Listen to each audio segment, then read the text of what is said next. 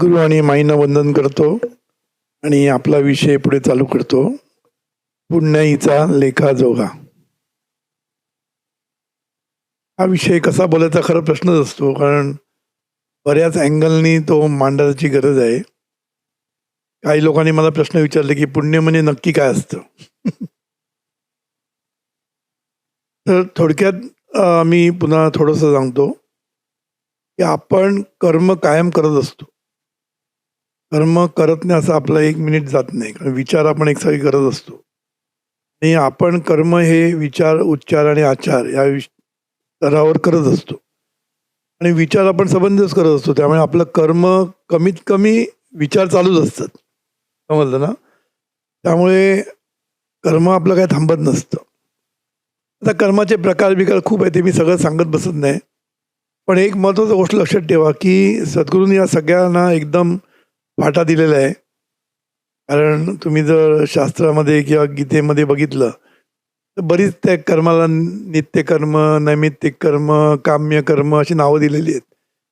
सद्गुरूंनी खूप सोपं करून टाकितलं आहे की सत्कर्म आणि दुष्कर्म, बस एवढं समजलं तरी खूप झालं. आता सत्कर्म म्हणजे काय आणि कर्माचं फळ म्हणजे आपल्याला सुख मिळतं. म्हणजे सत्कर्माचं फळ म्हणजे सुख आणि दुष्कर्माचं फळ म्हणजे दुःख. हा कर्माचा सिद्धांत आहे. आता कर्माचं फळ मिळतं म्हणजे काय, आपण जे निसर्ग नियम सांगितलेले आहेत की ॲक्शनची रिॲक्शन होते, बरोबर ना? आणि स्थूल ॲक्शन असेल तर त्याची रिॲक्शन इक्वल असते आणि सूक्ष्म असेल तर त्याची रिॲक्शन मल्टिप्लाय अँड मॅग्निफाईड होते. तेव्हा ही जी रिॲक्शन आहे, ही रिॲक्शन होण्याच्या सगळ्यात लगेच गोष्टी, कर्माची फळं लगेच मिळत नाहीत, हे लक्षात ठेवा. काही कर्माची फळं लगेच मिळतात आणि ती शांत होऊन जातात, लगेच मिळतात. हे साध्या गोष्टी, आपण खाल्लं, पचून गेलं, झालं, फळ मिळालं, बरोबर? जास्त खाल्लं, ते पण फळ मिळालं. तर ही फळं लगेच मिळतात आणि ही स्थूल फळं असतात, अपेक्षेप्रमाणे मिळतात. त्यामुळे त्याला साधी असतात ती फळं. पण सद्गुरूंनी जे सांगितलंय की कर्माचं फळ हे कधी मिळेल, कसं मिळेल, कुठून मिळेल, काय मिळेल, काहीच माहीत नाही. हे बघा, हे कर्माचं फळ म्हणजे आपण एखाद्याला फसवलं तर आपल्याला त्याचं फळ कुठल्या पद्धतीने मिळेल असं नाही की त्यांनी मला फसवलं लगेच किंवा दुसऱ्याने मला येऊन फसवलं, असं होईल असं पण नाही. काय होईल माहीत नाही. ते कर्माचं फळ हे कुठल्याही पद्धतीने तुम्हाला दुःख मिळेल. शेवटी दुःख मिळणं महत्त्वाचं आहे ना, का तुम्ही दुःख दिलंय दुसऱ्यांना, हो की नाही? त्यामुळे ते दुःख कुठल्याही पद्धतीने तुम्हाला मिळेल, समजलं ना? त्यामुळे ही गहन कर्म कर्माची गती म्हणतात ना, कर्माची गती ही खूप गहन आहे. म्हणजे काय, गुह्य आहे त्याच्यामध्ये सगळं. म्हणून त्याला आपण कॉस्मिक कॅल्क्युलेशन म्हणतो की कॉस्मिक कॅल्क्युलेशन आपल्याला करणं कठीण आहे. म्हणलं कुठल्या प्रकारे त्याचं उत्तर मिळेल, आपल्याला कर्माचं फळ मिळेल ते माहीत नाही. पण या सर्व याला वेळ लागतो. म्हणजे ना, कुठल्याही कर्माचं फळ मिळायला वेळ लागतो, ही महत्त्वाची गोष्ट आहे. ते लगेच मिळत नाही. आज मिळेल, उद्या मिळेल की 10 वर्षांनी मिळेल की पुढल्या जन्मी मिळेल, हे पण माहीत नाही आपल्याला. त्यामुळे प्रत्येक कर्माचं फळ कधी मिळेल आपल्याला माहीत नाही, समजलं ना? म्हणून ते मिळेपर्यंत त्याची रिॲक्शन अनमॅनिफेस्टेड फॉर्ममध्ये राहते. अनमॅनिफेस्टेड फॉर्ममध्ये म्हणजे काय, की अजून ते परिपक्व होऊन आपल्याला त्याचं फळ मिळालं नाही, तोपर्यंत ते अपरिपक्व अवस्थेमध्ये, साधं मला वाटतं अनमॅनिफेस्टेडचा अर्थ अपरिपक्व, या अवस्थेमध्ये, समजलं ना, राहिलेलं असतं. आणि योग्य वेळीला, मी अनुकूल वेळ शब्द वापरत नाही, कारण अनुकूल म्हणजे लोकांना वाटतं चांगली परिस्थिती. लोकांचा अनुकूलचा अर्थ लोक वेगळे घेतात. योग्य वेळेला त्याचं फळ आपल्याला मिळतं, बरोबर ना? म्हणजे ते फळ परिपक्व होऊन आपल्याला त्याचं सुख किंवा दुःख मिळतं, बरोबर ना? आता तुम्हाला कळलं ना की पुण्य आणि पाप याचा अर्थ काय, हे अनमॅनिफेस्टेड रिॲक्शन्स आहेत. म्हणजे काय, फळ मिळेपर्यंत कर्म केलं की फळ नक्की, बरोबर ना? कर्म केलं की फळ नक्की. आता ते फळ म्हणजे सुख किंवा दुःख मिळण्याच्या अगोदर हे कर्माचं रिॲक्शन हे अदृश्य अवस्थेमध्ये आपल्याच जाणीवेमध्ये असतं. समजलं? योग्य संधीची, योग्य वेळीची वाट बघतं. ते जेव्हा परिपक्व होतं, तेव्हा ते तुम्हाला फळ देतं. समजलं? म्हणजे पाप आणि पुण्य हे कर्म आणि फळ याच्यामधलं म्हणतात त्याला मधली स्थिती आहे, लक्षात ठेवायचं. त्याला म्हणून कर्माचं फळ हे मिळणारच. कधी मिळणार हे माहीत नाही. त्याला शास्त्रामध्ये अदृष्ट फळ म्हटलं, अदृष्ट फल म्हटलेलं आहे. म्हणजेच अनमॅनिफेस्टेड रिॲक्शन साध्या भाषेत. तर हे जे फळ मिळतं आपल्याला, हे आपल्या कर्माप्रमाणेच मिळतं, हे लक्षात ठेवायचं. एकदा कर्म केलं की कर्माप्रमाणे ते फळ मिळणारच. कर्माचं फळ हे कर्मातच असतं. म्हणजे काय? आंब्याच्या बीमध्येच आंबा असतो, बरोबर ना? बी बघितली म्हणजे कोय बघितली की ते कोयमध्येच आंबा असतो. तसं आपण जे कर्म करतो त्याचे कर्म हे बी आहे, बीज आहे. त्या बीजमध्येच फळ माहीत असतं काय मिळणार ते. त्यामुळे त्या कर्माचं फळ हे मिळणार. आता फळ कसं मिळणार हे जरी आपल्याला माहीत नसलं तरी एक लक्षात ठेवायचं की कर्माच्या जातीवर, म्हणजेच कर्माचे जे प्रकार आहेत त्या जातीवर कर्माचं फळ अवलंबून आहे. समजलं ना? जसं आपण आंब्याची कोय केली की आंबा मिळणार, ॲपलची केली तर ॲपल मिळणार. त्याप्रमाणे आपण ज्या जातीची कर्म करतो त्याच्याप्रमाणे आपल्याला फळ मिळणार. समजलं ना? आता दुसरं महत्त्वाचं गोष्ट म्हणजे हेतू. कर्म फळाचं अपेक्षा करू नका म्हणतात. आपल्या गीतेमध्ये लिहिलं आहे, कर्मण्येवाधिकार असते मा फलेषु कदाचन. म्हणजे काय? आपला कर्मावर अधिकार आहे, फळावर नाही. बरोबर की नाही? मग फळ कसं मिळतं हे हेतूवर अवलंबून आहे. हेतू म्हणजे खरं म्हणजे फळच आहेत. कर्माचा आपण जे हेतू म्हणतो की मला काय पाहिजे, ज्या हेतूने आपण काम करतो की नाही, ते हेतू म्हणजे फळच झालं की नाही. पण एकीकडे आपण म्हणतो की फळाची अपेक्षा धरू नका, हे सगळं सांगतो.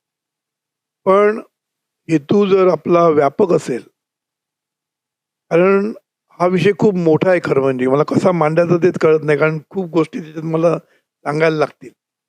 की कर्म आणि फळ हे जे असतं ना, याला बंधन म्हणतात. कर्मबंध.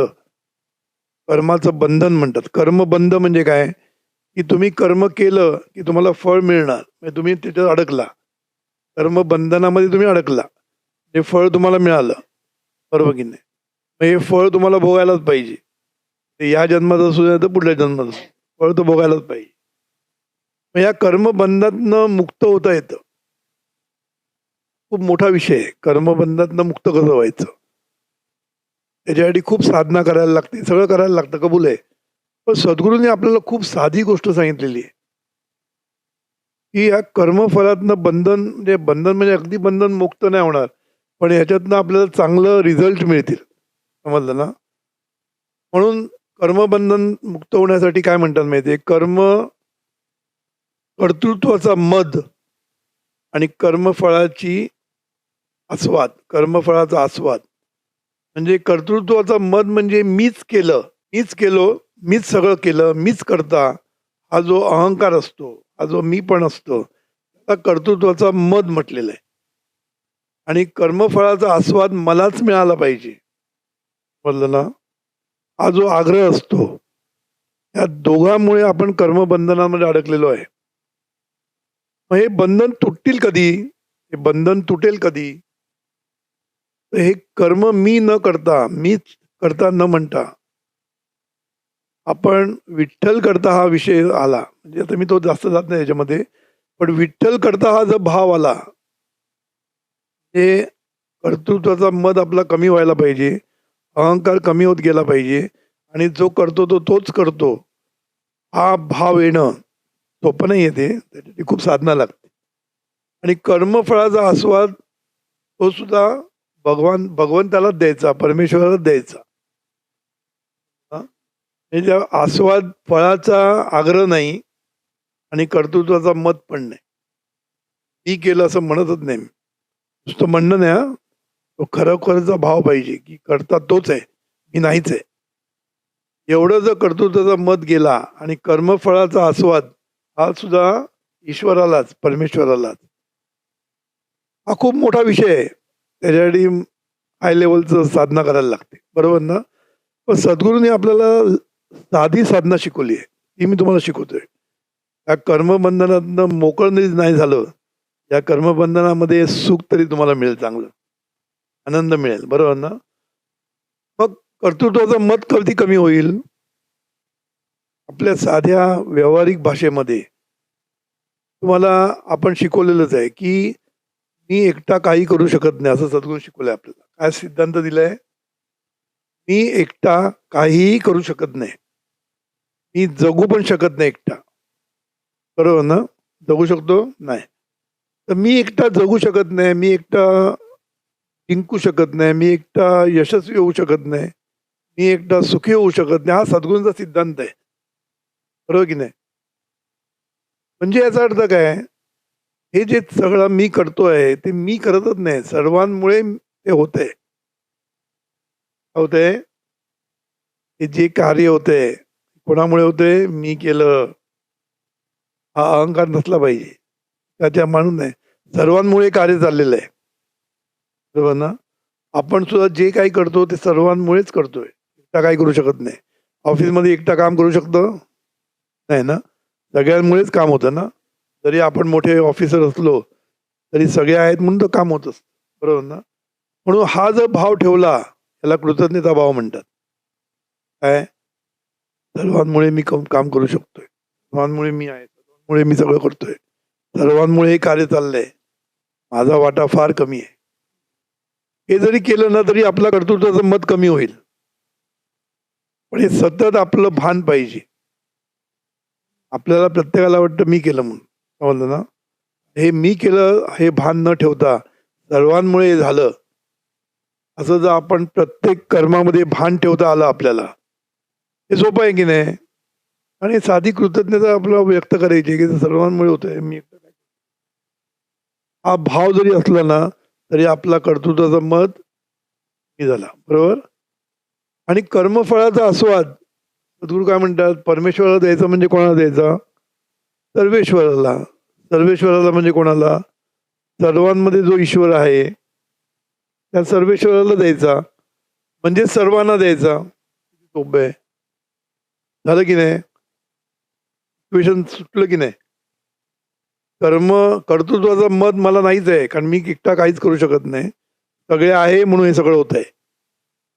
सगळे आहे म्हणून मी ऑफिसमध्ये चांगलं काम होऊ शकतं माझं. मी जे काम करतोय ते सर्वांमुळे करतोय.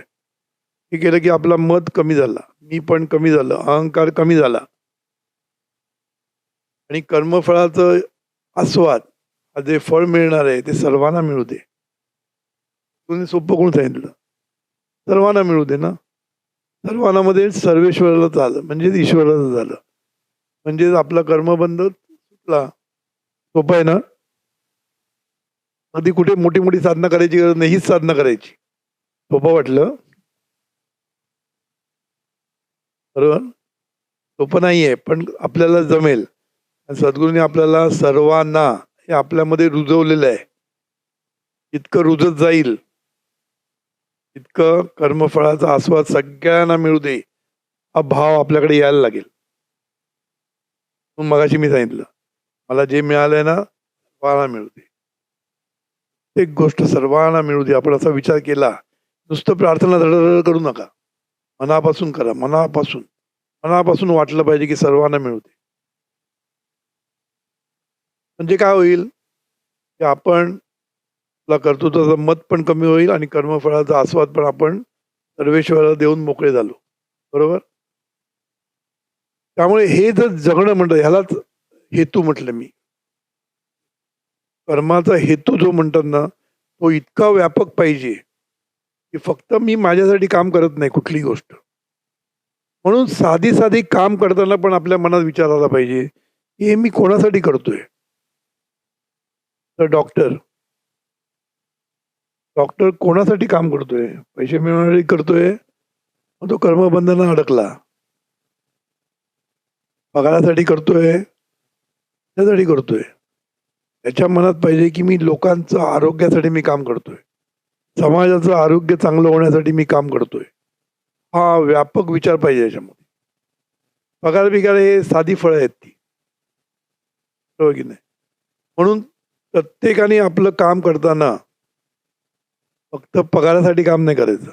मला पगार मिळाला पाहिजे, मला प्रमोशन मिळालं पाहिजे, माझं ऐकलं पाहिजे सगळ्यांनी. त्यासाठी काम नाही करायचं आपल्याला. कामाचा हेतू आहे ना खूप व्यापक पाहिजे. मी देशासाठी करतोय, मी समाजासाठी करतोय, हा भाव आतमधनं आला पाहिजे. तर तुमचं काम कसं होईल? आपोआप कर्तव्य बुद्धीने होईल, प्रामाणिकपणे होईल, चांगलं होईल. समाजाला द्यायचं म्हणजे कोण? समाजामध्ये आपणच आलो. समाज म्हणजे कोण? त्याच्यामध्ये मीच आलो परत. म्हणून समाजासाठी काम म्हणजे आपल्यासाठी काम. बरोबर ना? प्रत्येक जण इथे काम जे करतोय कुठे कुठे जाऊन, ते काम समाजासाठी असतं आणि त्या समाजामध्ये आपण परत असतोच. तर बघा ना, एखादा माणूस टीव्ही मॅन्युफॅक्चरिंग करतोय. टीव्ही मॅन्युफॅक्चरिंग करत असेल, बरोबर? तेवढे ते टीव्ही कोण आपल्याच घरी येतात ना. समाजामध्ये मी असल्यामुळे तो ते काय म्हणतात प्रॉडक्ट आपल्याच घरी येतो. कळलं की नाही? त्यामुळे एक लक्षात ठेवायचं की व्यापक जेवढे होऊ ना, तेवढं ते सर्वांसाठी होऊन जाईल. जेवढं व्यापक तेवढं फळ एकदम अपेक्षेबाहेर सुंदर मिळतं, अपेक्षेबाहेर. पण फळ कसं मिळतं तुम्हाला मी मागे सांगितलं होतं वाटतं, की अपेक्षेप्रमाणेच फळ मिळू शकतं, अपेक्षेपेक्षा कमी मिळू शकतं, अपेक्षेपेक्षा जास्त मिळू शकतं आणि अनपेक्षितपणे खूप चांगलं पण मिळू शकतं आणि खूप वाईट पण मिळू शकतं. कसं मिळतं आपल्याला माहीत नाही ना. ते पुन्हा सांगितलं जातीवर अवलंबून आहे. कर्म कुठल्या प्रकारचं केलेस तू? एकदम म्हणतात त्याला त्या कर्मातनं दुःख किती झालंय लोकांना त्याच्यावर अवलंबून आहे ना तुझ्या कर्माची जात. एखादा टोमणा मारला तर थोडंसं कमी आहे. मारू नका, फळ मिळणारच. त्याच्यापेक्षाही जाऊन दुःख दिलं, काय अजून मूल नाही, काय झालं त्या मुलीला? पण एक वाक्य बोलून निघून गेलो. अजून मूल नाही, अजून लग्न होत नाही. तर रोज जर विचारायला गेलो आपण, तर तो नुसता टोमणा नसतो. तो तिच्या दुःखावर मीठ चोळणं असतं. म्हणून आपला कर्माचं जे हे असतं, कर्म जेवढं वाईट असेल ना, तेवढं तुम्हाला फळ पण तेवढंच वाईट किंवा चांगलं मिळू शकतं. कळलं ना? म्हणून कर्माचा हेतू हा हेतू नसला पाहिजे म्हणतात. मग हेतूशिवाय आपण काम करू शकत नाही. बरोबर ना? डायरेक्शन तर मिळाली पाहिजे कुठल्याही परिस्थितीत. ती डायरेक्शन मिळाल्यानंतर हेतू व्यापक होत गेला पाहिजे. पटतंय का? दुसरी महत्वाची गोष्ट काय आहे, की आपण जे फळ मिळवायचा प्रयत्न करतो कुठलाही, कळलं ना? त्याच्या मागे लागलं आपण, फळाच्या मागे लागलं. फळाची अपेक्षा सतत करत राहिलो. काय फळ मिळणार? कधी मिळणार? केव्हा मिळणार? किंवा तुमचं कर्म खराब होत जातं. कर्मावर परिणाम होत जातो. हा एक महत्त्वाचा विषय आहे लक्षात ठेवा. कर्म आणि फळ. लक्ष फळाकडे गेलं, कर्माच्या ह्याच्यावर परिणाम होतो. कर्माच्या कर्माच्या क्वालिटीवर. समजलं ना? म्हणून फळाकडे बघायचंच नाही. एकदा ठरलं ना, की या हेतूने आपल्याला पुढे काम करायचंय. बरोबर? एकदा ठरलं आपल्याला, काय कधी ठरायला लागतं गोल कुठे जायचंय आपल्याला. ते एकदा ठरलं, की एकसारखं त्या गोलचा विचार करायचा नाही आपण. आपण फक्त आपलं कर्म चोख करत राहायचं. हे कळतंय मी काय म्हणतो ते? कर्मण्येवाधिकार असतेचा अर्थ खरा हा आहे तो. फळाची अपेक्षा करत बसलास, तर कर्मावर त्याचा परिणाम होणारच. म्हणून फळाची अपेक्षा करत बसायचं नाही आपण. फळ हे मिळणारच आपल्याला, हे माहिती आहे आपल्याला. मग अपेक्षा कशाला करायचं? ते फळ चांगलं मिळण्यासाठी आपलं लक्ष कुठे पाहिजे? कर्म चांगलं करणं. कर्म चांगलं करणं आणि कर्माचा हेतू व्यापक. या 2 गोष्टीवर आपलं फक्त लक्ष पाहिजे. म्हणून मगाशी मी साधनेत सांगितलं, की सर्वांना मिळू दे. हा विषय मी शाळेत पण तेच सांगतो. कोणालाही कुठल्याही गोष्टीमध्ये सगळ्यांना मिळू दे हा विषय जर तुमच्या डोक्यात कायम राहिला, बघा तुमची कशी भरभराट होते ती. म्हणून कर्मावर कायम लक्ष कर्मावर आपला अधिकार आहे, फळावर नाही. तर उपयोग काय करून घ्यायचा आपल्या आयुष्यामध्ये? फळाची चिंता करू नकोस. कधी मिळेल माहीत नाही. योग्य वेळी मिळेल. आपण कशाला विचार करा? सद्गुरू बघून घेतील. दुसरी भाषा. लक्ष द्यायचं नाही म्हणजे काय? सद्गुरू बघून घेतील. सद्गुरू सोपवून द्यायचं. या सगळ्या गोष्टी सेम आहेत खऱ्या म्हणजे. पण निरनिराळ्या पद्धतीने आपण याचा वापर केला पाहिजे. ॲप्लिकेशन ह्यालाच म्हणतात ना. याचं नुसतं तत्वज्ञान ऐकून काय पाहिजे? सत्कर्माचं फळ मग अनमॅनिफेस्टेड दिस दॅट सांगत बसलं. त्याचा उपयोग कसा करायचा हे समजलं पाहिजे. कळलं ना? म्हणून कर्मावर तुमचा अधिकार आहे आणि कर्म जितकं चांगलं कराल तेवढं फळ उच्च प्रतीचं मिळणार आहे तुम्हाला. योग्य वेळी मिळणार. घाई करायची नाही आपण. अधीर व्हायचं नाही. अधीर होणं म्हणजे लक्ष तिकडे. सद्गुरू नेहमी म्हणायचे की जाणीव एका वेळेला एकच व्यापते. त्या फळावर व्यापली की कर्म गेलं बाजूला. मग कर्म चुकतं, कर्माची क्वालिटी खराब होते, मग बॉस चिडतो, बॉस हे होतो. जास्त विचार करायचा नाही फळाचा. फक्त कर्माचा विचार करायचा. कर्म चांगलं करता आलं पाहिजे आपल्याला. जेवढं चांगलं कर्म कराल तेवढं फळ चांगलं मिळणार हे नक्की. त्यामुळे आपल्याला सद्गुरूंनी 2 गोष्टी सांगितल्या. काय सांगितल्या? अट्टहासाने सत्कर्म करा आणि निग्रह आणि दुष्कर्म टाळा. अट्टहास आणि निग्रह याच्यामध्ये फरक काय माहिती आहे का? अट्टहास आणि दुष्कर्म टाळा का नाही म्हटलं? एकच आहे ना? सद्गुरू शब्द वापरतात बरोबर ना. अट्टहासाने सत्कर्म करा, निग्रहाने सत्कर्म करा म्हटलं नाही. अट्टहासाने सत्कर्म करा म्हणजे काय? प्रयत्नपूर्वक एफर्ट्स घ्या, मनापासून धरून ठेवा की करायचंच म्हणून. समजलं? अट्टहास पाहिजे. याच्या होत नाही ना कुठली गोष्ट. नाही तर कंटाळा येतो ना. माणसाला कामाचा कंटाळाच असतो. त्यामुळे अट्टहासाने सत्कर्म मी करणार असं म्हणजे सतत आपण कर्म जे मी करणार ते सत्कर्मच करणार असं अट्टहास पाहिजे. निग्रह म्हणजे काय? संयम. निग्रहाने दुष्कर्म टाळा. दुष्कर्म टाळण्यासाठी निग्रह लागतो, संयम लागतो. कळलं ना? कारण घ्यायची इच्छा होती ना. दारूचा प्याला दिसला, घेऊ की नको घेऊ? बरोबर ना? तिथे निग्रह लागतो. समजलं ना? म्हणजे संयम. कळलं ना? म्हणून दुष्कर्म टाळण्यासाठी संयम पाहिजे तुमच्याकडे. कारण घसरणं सोपं असतं. जर संगती मिळाली की माणूस चालला, बिघडलाच. त्यामुळे दुष्कर्म न होण्यासाठी आपल्याकडनं निग्रह पाहिजे. नाही करणार नाही म्हणजे नाहीच करणार. समजलं ना? हे सत्कर्म करताना अट्टहास पाहिजे.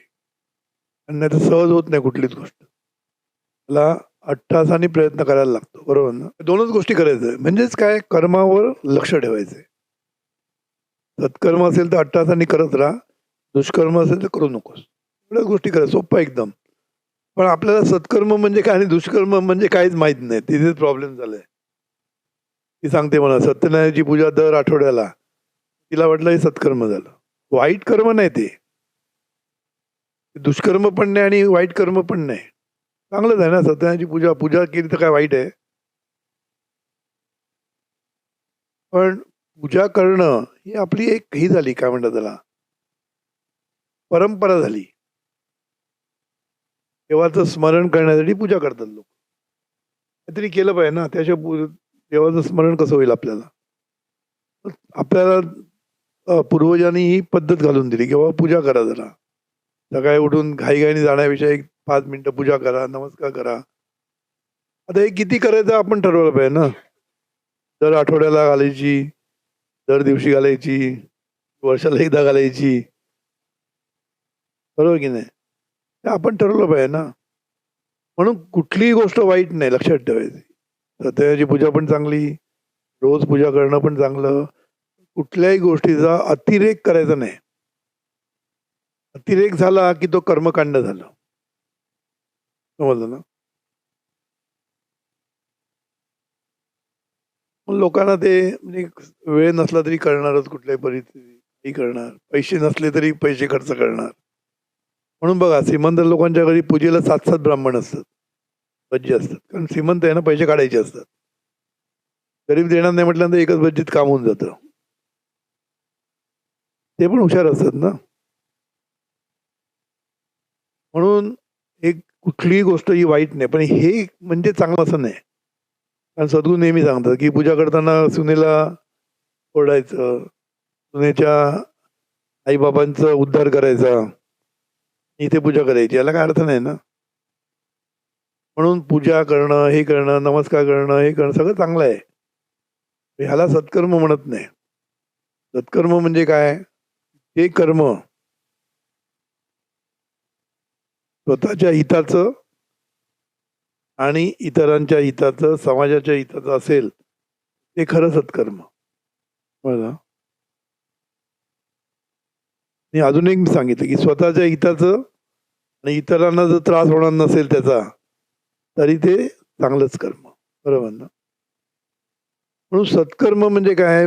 तू सुखी होऊन इतरांना जर सुखी करू शकलास प्रत्येक तुझ्या कर्मातनं, म्हणून आपल्याला प्रार्थना दिलेली आहे, सर्वांचं भलं होऊ दे. हे सत्कर्म आहे. म्हणून विश्व प्रार्थना म्हणणं म्हणजे सत्कर्म आहे. बरोबर? नामस्मरण करणं म्हणजे सत्कर्म आहे. सद्गुरू त्याच्याही पुढे जाऊन सांगतात, की तू निदान इतरांना सुखाने जगायला दे. तू एकदम मिनिमम लेवलला जातात. तुम्ही सुखाने जगा, इतरांना सुखाने जगू द्या. आपण इतरांना सुखाने जगू पण देत नाही. बरोबर ना? इतके त्रास देतो लोकांना, इतके त्रास देतो आपण. लोकांना सुखाने जगायला कोऑपरेटिव्ह सोसायटी. का ते नाव ठेवलंय माहित नाही कोऑपरेटिव्ह सोसायटी. जिथे जिथे कोऑपरेटिव्ह आहे, ते नॉन कोऑपरेटिव्ह गोष्टी चालतात. कुठल्याच कोऑपरेटिव्ह सोसायटीच्या एजीएमला जाऊन बघून या. मारामारी, भांडाभांडी चालू असते.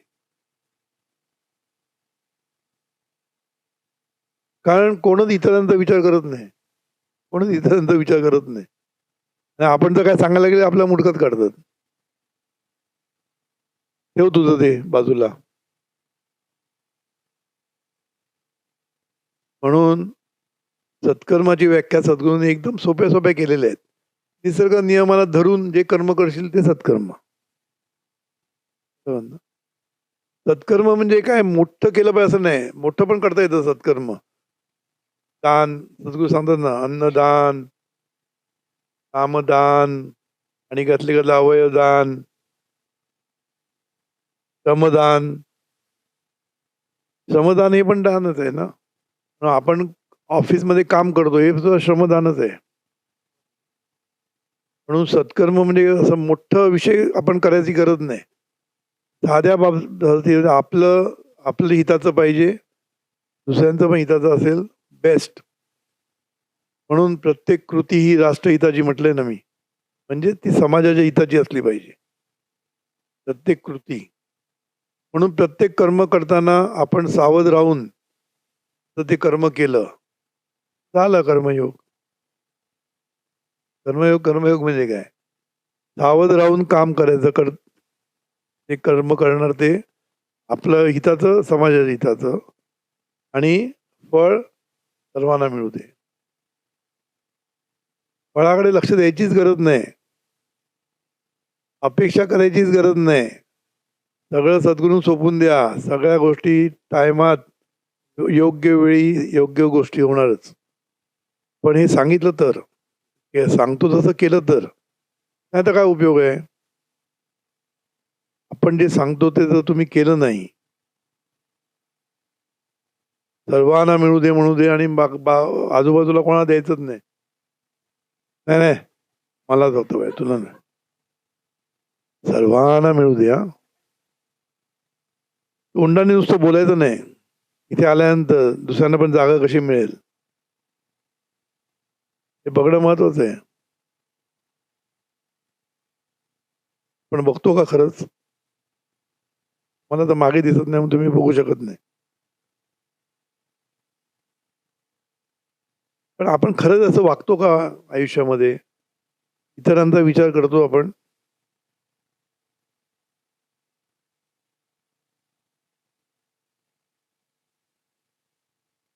पण रस्त्यामध्ये काही झालं तरी ते आपण उचलून पण ठेवू देत नाही कधी.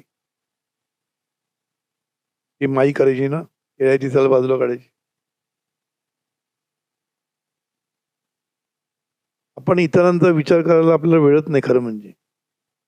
रेल्वेमध्ये घुसायचं तेव्हा नाहीतर खालीच राहणार. ते करायचं ते करायला लागतं, असं नाही म्हणत. एक 25-30 वर्षापूर्वी मी गोष्ट सांगतो. 30-35 वर्षापूर्वी गोव्याचे लोक आमच्याकडे आले होते. दादरला मी म्हटलं आपण आता ट्रेननी जायचं होतं आमच्याकडे. तर चला म्हटलं. ती तेव्हाची गर्दी आहे, म्हणजे आताची बघितलं तर मला वाटतं तेव्हा ती गर्दी बघितलं तर म्हटलं चला, नाही, नाही, नाही जाऊ दे पुढली गाडी घेऊया. तिला वाटलं पुढली गाडी रिकामी येईल. मी म्हटलं तू अशा गाड्या बघत बसशील म्हटलं, पण तू काय पोहोचणार नाही. हे घुसायचं आतमध्ये.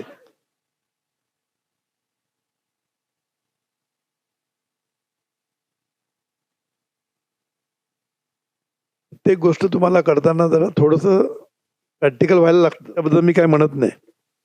पण दुसऱ्यांना खाली पाडून बिडून असं जायचं नाही वरती.